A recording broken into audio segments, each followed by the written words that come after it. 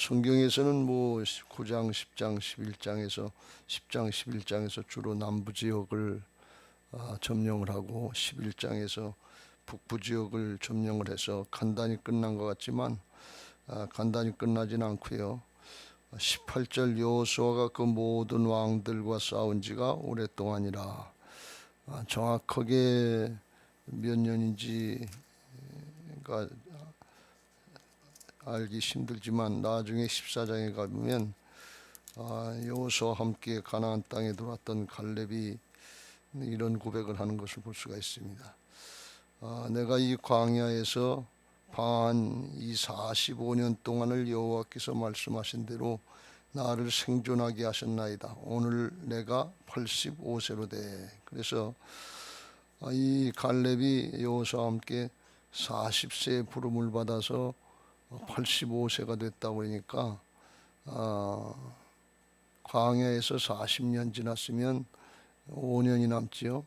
5년 동안 싸웠다 하는 그런 말씀도 있고 그런 얘기도 있고, 또 하나는 광야에서 방황한 것이 가데스 바네아에서부터 방황을 하기 시작했으니까 시내산에서 출애굽해서 1년 거주하고 가데스 바네아까지 가는데 1년 걸리고, 그래서 실제로 방황한 것은 38년이다.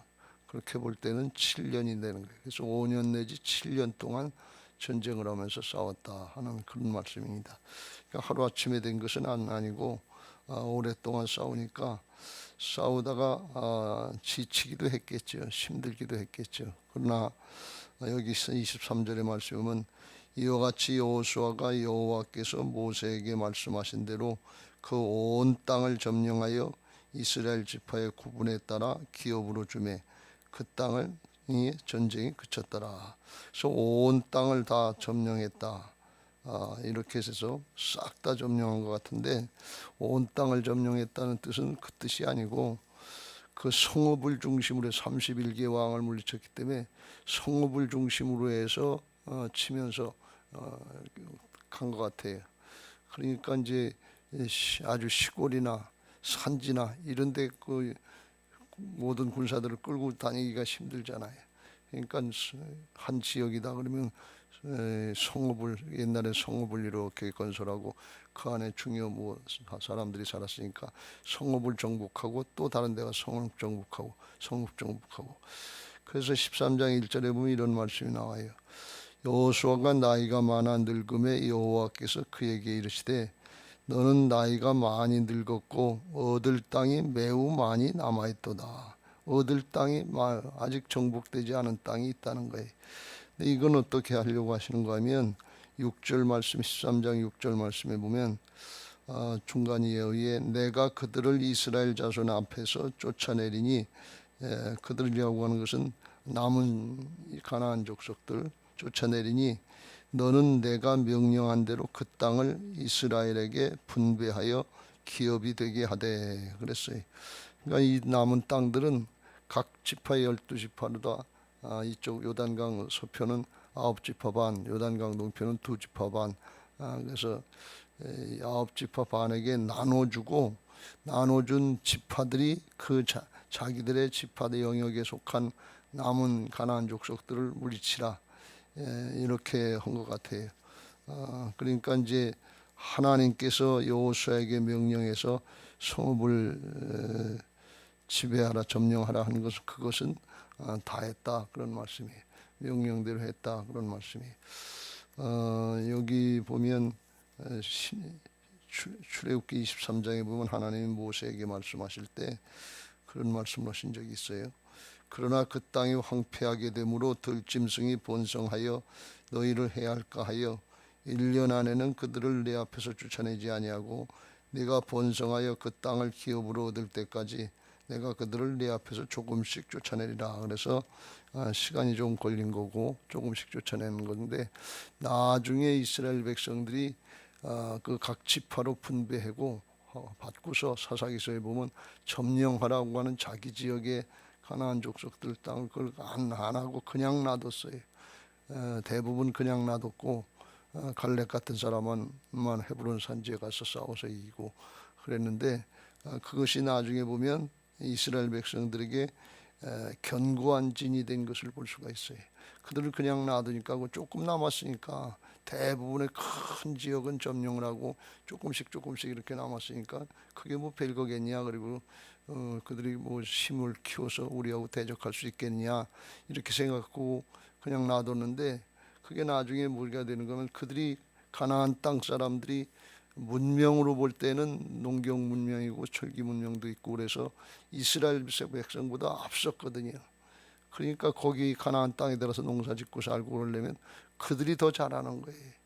그러니까 그게 문화가 유입될 본받을 수밖에 없는 거죠. 그러니까 그러다 보니까 그들이 섬기는 바알이나 아세라나 이방 우상을 섬기게 되고 이방 문화, 음란한 문화가 들어오고 그러니까 이스라엘 백성들이 타락하는 계기가 됐어요. 이 견고한 진이. 이건 끝까지 잘 물리쳐야 될 줄로 믿습니다.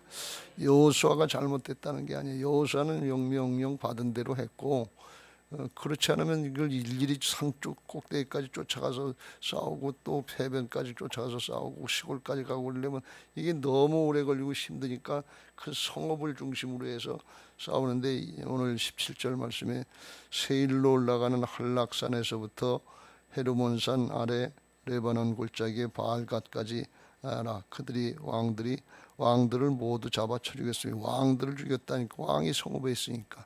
이렇게 한 것은 가급적 빠른 시간 안에 전 지역을 점령하게 하기 위한 그런 방법이었죠.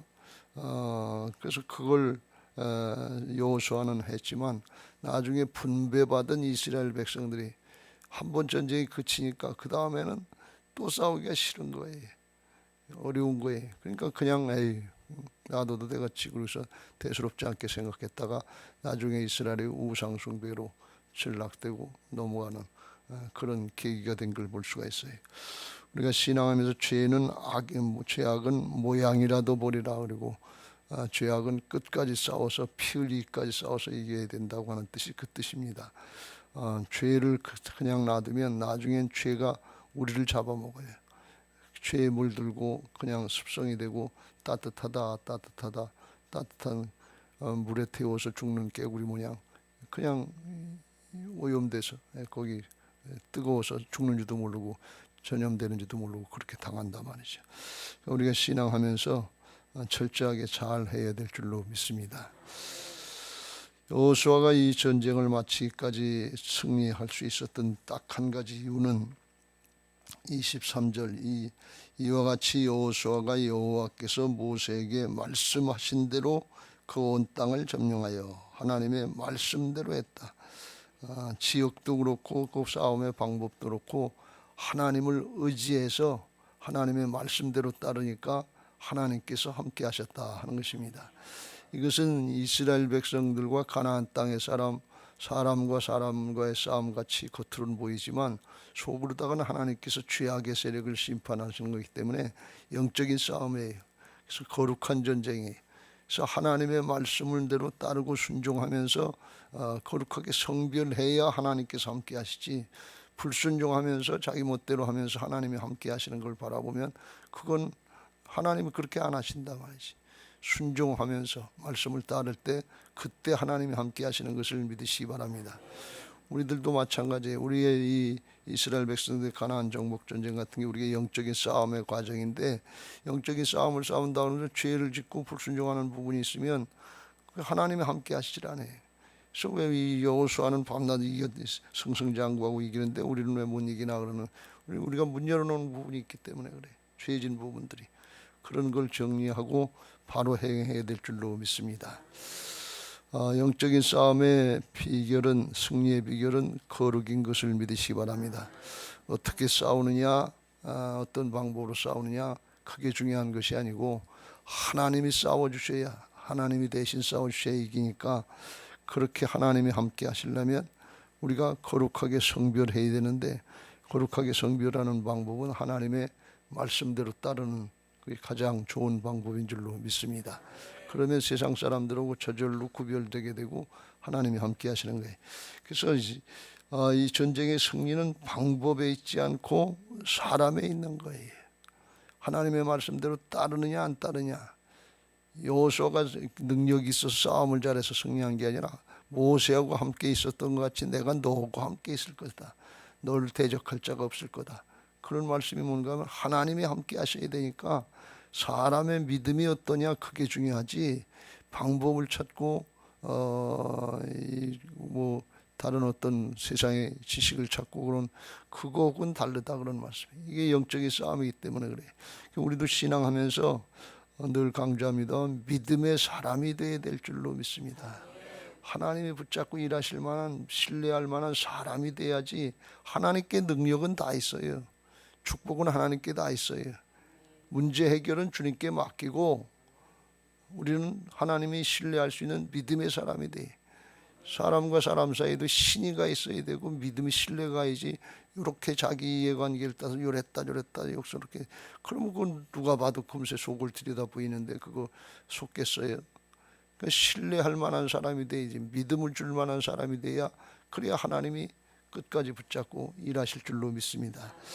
그런 사람을 복 있는 사람이다. 이렇게 성경은 말씀해요. 믿음의 사람이다. 복 있는 사람이다. 그래서 시편 1편에 1절부터 3절에 복 있는 사람은 악인들의 꾀를 따르지 아니하며 죄인들의 길에 서지 아니하며 오만한 자들의 자리에 앉지 아니하고 한마디로 사람의 방법을 따르지 아니하고 오직 여호와의 율법을 즐거워하여 그 율법을 주야로 묵상하는 자로다. 하나님의 말씀, 구약의 말씀이 율법이죠. 율법이 하나님의 말씀인데 말씀이 하나님이시라고 말씀드렸죠. 태초에 말씀이 계시니라. 그 말씀이 곧 하나님이시다. 그래서 하나님이 만나주시는 방법은 말씀으로 만나주시는 거예요. 지금 여러분들을 말씀으로 만나주고 계신 거예요. 하나님은 영이시고 우리의 영을 만나주시는 거예요. 육신의 기분 감정 가지고 판단하고 계산하고 그런 걸 만나주시는 게 아니에요. 영은 영으로 통하는 것을 믿으시기 바랍니다. 그래서 말씀으로 만나주시고 그 말씀을 우리가 아멘으로 믿음으로 받고 믿음으로 순종하면 하나님이 하나님의 말씀을 이루시는 것을 믿으시기 바랍니다. 언약을 이루시니까 형통할 수밖에 없어요. 그 형통한다는 건 내 욕심대로 된다는 것이 아니라 사람의 뜻대로 되는 것이 아니라 하나님의 뜻대로 된다 말이죠. 왜? 하나님의 뜻대로 돼야 죄악하고 섞이지 않고 끝까지 승리할 수 있어요. 근데 하나님의 뜻대로 되질 않으면 일단 문제는 해결되는데 사람이 바뀌질 않고 죄악하고 타협하는 점이 있어서 나중에 그게 다 빵꾸가 나는 경우가 너무 많아요. 성경에 그런 경우가 많아요. 열왕기상에 보면 상하에 보면 이스라엘 왕들이 처음에는 하나님을 잘 섬기는 것 같았는데 사람이 바로 되지 않으니까 나중엔 다 우상 숭배하고 하나님 불순종하고 나라가 망하는 꼴로 가는 걸 볼 수가 있어요. 그 대표적인 인물이 솔로몬이잖아요. 처음에는 1000번제를 지내고 아버지 다윗을 따라서 아주 정성스럽게 하나님을 사랑하는 마음으로 잘 하려고 그러는데 이게 나라가 안정이 되는 것 같고 자기도 나이도 먹고 그러니까 그 다음부터는 정략 결혼한다고 하나님의 방법이 아니라 사람의 방법을 따라서 해가지고서 이방 여인들을 들여오고 이방 신들을 들여오고 나중에 성전에까지 우상을 갖다 세우고 하는 그런 못된 짓을 하는 그런 모습을 볼 수가 있어요. 끝까지 믿음 잘 지키시길 주의 이름으로 축원합니다.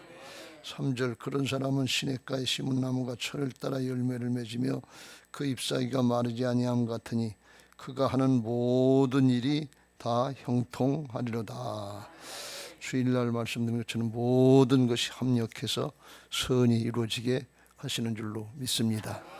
시편 118편에도 6절 이에 여호와는 내 편이시라.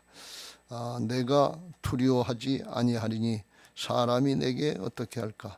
여호와님 내 편이라 이렇게 하는 것은 고백은 다윗이 내가 하나님 편에 섰다 하는 뜻이 하나님이 내 편이 아니에요. 하나님은 하나님 편이에요. 말씀 따르고 순종하는 사람. 근데 우리가 하나님의 말씀을 따르고 하나님 편에 서면 하나님이 내 편이 되어주시는 것을 믿으시기 바랍니다. 그 고백이지요. 여호와께서 내 편이 되사 나를 돕는 자들 중에 계시니 그러므로 나를 미워하는 자들에게 보응하시는 것을 내가 보리로다. 8절 같이 읽겠습니다. 시작. 여호와께 피하는 것이 사람을 신뢰하는 것보다 나으며 9절 여호와께 피하는 것이 고관들을 신뢰하는 것보다 낫도다. 하나님께로 피하는 것, 말씀을 따르고 순종하는 것이 사람을 신뢰하고 권력자들을 신뢰하는 것보다 훨씬 낫다. 당연한 말씀이지요. 하나님이 전능하신 하나님이신데 그 하나님을 신뢰하고 말씀을 따라가는 게 낫지 어떻게 사람 신뢰하는 것보다 낫겠냐 말이에요. 근데 사람들이 그렇지를 않아요. 우리 믿는 사람들이 그렇지를 않단 말이지.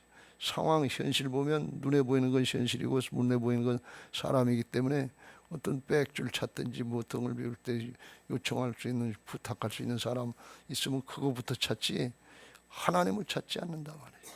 하나님을 찾는데 이것저것 다 해보다가 안 되면 그때서 하나님께 나와서 왜 나한테 이렇게 하셨냐고 따지고 또 원망하고 불평하는 그런 모습이 있는데, 우리 믿는 사람들은 어떤 문제가 생기든지 먼저 하나님께 기도하고 먼저 하나님의 말씀을 상고하고 하나님을 찾아야 될 줄로 믿습니다.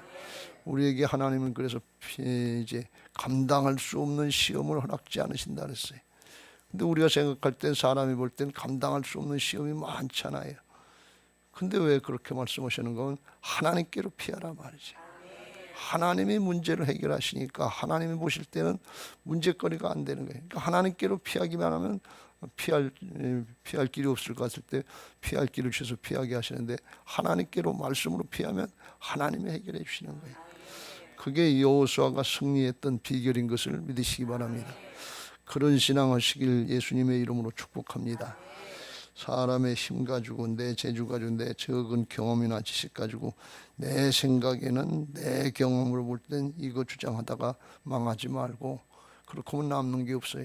하나님의 말씀대로 따른 것만 형통하게 되고 그것만 하나님 나라에 쌓여지는 것을 믿으시기 바랍니다.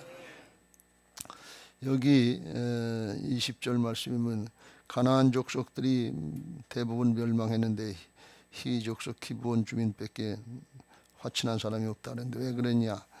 그들의 마음이 완악하여 이스라엘을 대적하여 싸우러 온 것은 여호와께서 그러하게 하신 것이라.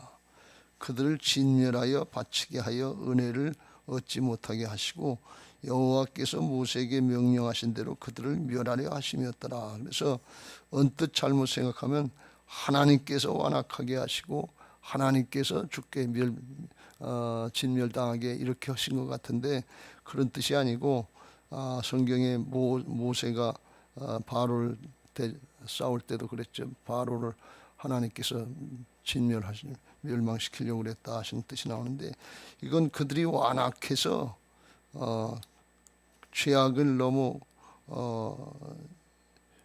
굳게 잡을까, 죄악에 붙잡고 하나님을 거역하는 걸, 이걸 돌이키지 않고 끝까지 고집을 피우니까 하나님께서 그냥 내버려 두셨다는, 하나님의 육이라고 그러는데 그냥 그 성질대로 그 죄악대로 내버려둬서 하나님도 어떻게 하실 수 없으니까 내버려둬서 하나님의 심판을 받게 했다, 그런 뜻입니다. 완악해서 고집 피우면 결과가 멸망하는 길로 간다, 그런 말씀이에요. 그래서 우리 신앙이 완악하고 고집 피우고 그러면 안 돼요. 왜 그런가 하면 기브온 족속들이 하나님의 역사를 깨닫고 이스라엘을 통해서 하나님이 가나안 땅을 정복하고 하려고 하는 걸 자기들도 들었다 그러고 현실이 그렇게 지금 쳐들어오는 것이 나타나니까 거기 대적해봐야 멸망할 걸 알기 때문에 대적하려고 하지 않고 속이면서까지라도 살아남으려고 화친조약을 맺었단 말이지. 그때 그들은 배신자를 죽인다고 기브온 사람들 쳐들어와서 끝까지 이스라엘하고 대적하려고 그랬는데, 그건 뭔가 하면 알면서도 돌이키지 않았다는 거예요. 그래서 하나님이 심판하시고 하나님이 징벌하시고 심판하시는 것은 고범죄예요. 성령을 회방죄라고 하는 것처럼 알면서도 깨닫게 해주시고 알게 해주셨는데도 회개하고 돌이키지 않으면 그거는 방법이 없는 거예요. 하나님이 그냥 죄 짓고 있는 거 그냥 건져서 그냥 구원해 주는 게 아니고 깨닫고 돌이키게 하시는 게 하나님의 뜻인 것을 믿으시기 바랍니다. 강제로 하시지 않는다 그런 말씀이에요. 왜 그런가 하면 인간을 만드실 때 하나님의 형상을 따라서 만들어 주셨어요. 그래서 하나님이 우리를 로봇처럼 강제로 모가지 비틀어서 하는 것처럼 그렇게 하시지 않고 말씀하시고 깨닫게 하시고 돌아오게 하는 것은 자기가 자원해서 해야 되는 거예요. 깨닫고 스스로 해야 되는 거예요. 탕자의 거지와 나사로와 부자의 비유에 보면 부자가 맨날 잘 먹고 잘 쓰고 호의호식하고 자기밖에 모르고 살았는데 죽으니까 지옥이 있더라 그러니. 그러니까 자기는 이미 죽었으니까 할 수 없지만 자기 형제 5이 있는데 5을 이곳에 오지 않도록 나서를 보내서 전하게 해달라. 천국과 지옥이 있다는 걸 말하라고 그러니까 아브라함이 그러잖아요. 그렇게도 안 듣는다. 죽었다 살아나는 자가 안 듣는다. 얘기해도 안 듣는다. 거기서 주의 종들 선지자들과 주의 종들이 얘기하는 그걸 듣고 회개하고 돌이키는 사람이 구원받는다 그런 말씀이. 하나님이 다른 방법을 주지 않은 게 회개하고 주의 종들의 설교를 듣고 돌이켜야, 깨닫고 돌이켜야, 그래야 용서받고 천국 갈 수 있는 것을 믿으시기 바랍니다. 하나님이 우리들을 하나님의 형상으로 만들어 놓으셨기 때문에 대우를 해주시는 거예요. 로버트 모양 강제로 요것만 해라 그러면 좋을 것 같지만 그러면 자유의지가 없고 자유함이 없는 거예요. 주의 영에 계신 것은 자유함이 있다고 그랬는데 그 자유라는 건 죄를 막지라는 그 자유함이 아니라 하나님의 말씀을 따르면서 복된 삶을 살 수 있는 그런 자유함이 있고 은혜가 있는 것을 믿으시기 바랍니다. 그래서 그 말씀대로 따르라 그런 말씀이. 그래서 우리가 신앙하면서 고집 피우고 완악하고 자기 주장이 세고 자아가 강하고 그러면 그거는 어디로 가느냐? 결국 멸망의 길로 가는 거예요. 하나도 고집 피울 필요가 없어요. 그냥 하나님의 말씀이다 그러면 아멘 하고 주님 따라가는 게 복인 줄로 믿습니다. 마태복음 13장에 예수님이 이사야 선지자의 말씀을 인용해서 이사야의 예언이 14절에 이사야의 예언이 그들에게 이루어졌으니 일렀으되 같이 읽겠습니다. 시작. 너희가 듣기는 들어도 깨닫지 못할 것이요 보기는 보아도 알지 못하리라. 이 백성들의 마음이 완악하여져서 그 귀는 듣기에 둔하고 눈은 감았으니 이는 눈으로 보고 귀로 듣고 마음으로 깨달아 돌이켜 내게 고침을 받을까 두려워함이라.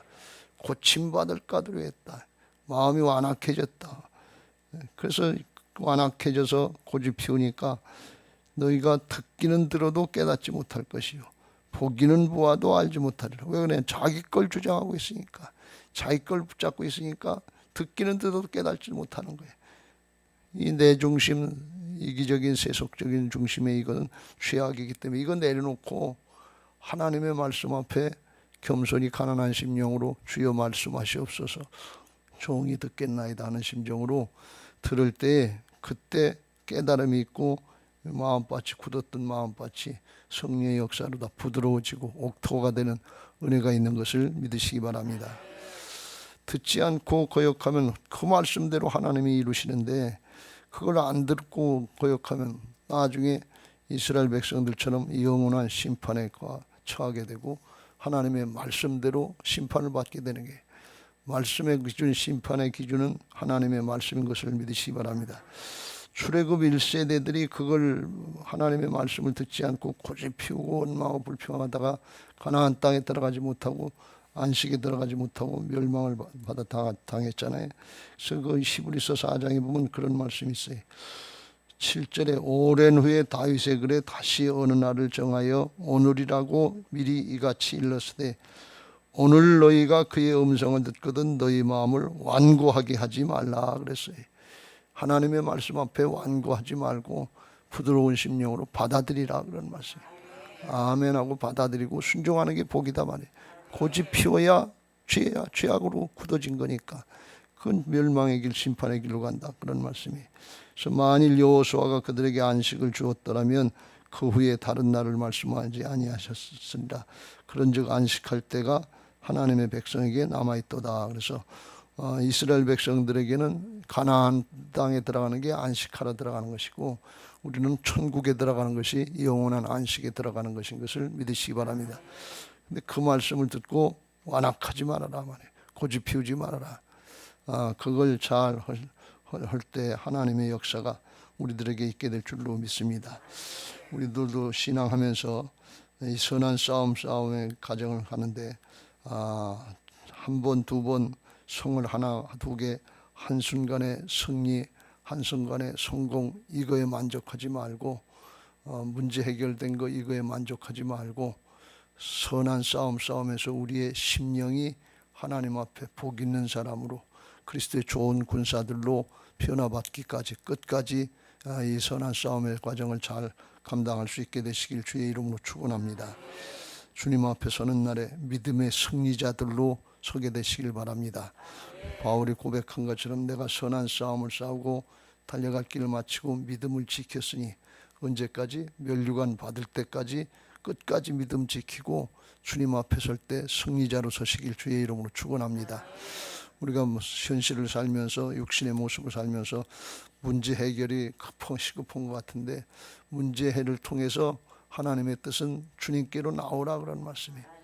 주님을 만나고 주님이 살아계시 함께 하시는 것을 체험하고 그리고 그때부터 그 하나님을 신뢰하는 믿음의 사람이 되라는 뜻이에요. 문제 해결 그게 목적이 돼서 그게 되면 끝나면 안 된다 그런 말씀이에요.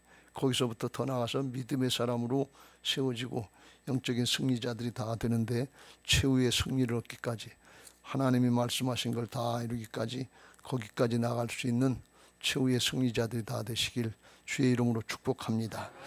할렐루야. 이제 받은 말씀 기억하시고 150장 찬송하시고 기도하겠습니다. 기도 제목 같이 읽고